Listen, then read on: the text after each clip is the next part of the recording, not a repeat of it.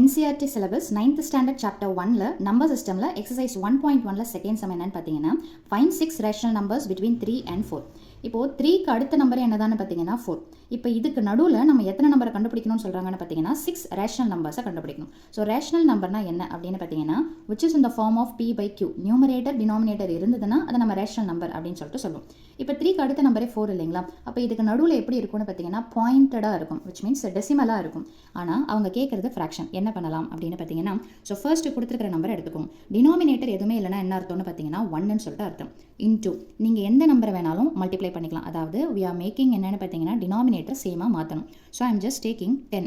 அந்த 10 மேலும் கீழே மல்டிப்ளை பண்ணுறேன். ஸோ 3 10s என்ன வந்துடும்னு பார்த்தீங்கன்னா 30. 1 10s என்னென்னு பார்த்தீங்கன்னா 10. 10 தான் எடுக்கணுமா அப்படின்னு பார்த்தீங்கன்னா நாட் நெசசரி. உங்களுக்கு எந்த நம்பர் வேணுமோ எடுத்துக்கலாம். ஆனால் அந்த நீங்கள் அடுத்த நம்பரும் இதே காமன் நம்பரை டினாமினேட்டர் தான் எடுத்து போடுவீங்க. அவங்க கேட்குற ரேஷனல் நம்பர்ஸ் அந்த கேப்பில் இருந்ததுன்னா you can choose what ever number you want. So next பார்த்தீங்கன்னா 4 கீழே எதுவும் இல்லைனா 1ன்னு சொல்லிட்டு அர்த்தம். ஸோ இங்கே என்ன டினாமினேட்டர் வருதோ அந்த டினாமினேட்டரை தான் நான் இங்கேயும் மல்டிப்ளை பண்ணும். ஸோ 10ன்னு சொல்லிட்டு மல்டிப்ளை பண்ணிக்கோங்க.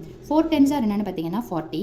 1 10s 10. இப்போ இது லைக் ஃப்ராக்ஷன்ஸ் அப்படின்னு சொல்லலாங்களா? கீழே டினாமினேட்டர் சேமாக இருக்குது. இப்போ 30/10 40/10 கேன்சல் பண்ணிங்கன்னா இந்த ஒரிஜினல் கொஸ்டின் தான் வரும். இப்போ இதுக்கு நடுவில் ஒரு 6 ரேஷனல் நம்பரை ஈஸியாக கண்டுபிடிக்கலாம். So therefore the 6 rational numbers are அப்படின்னு சொல்லிட்டு எடுத்து எழுதிக்கோங்க.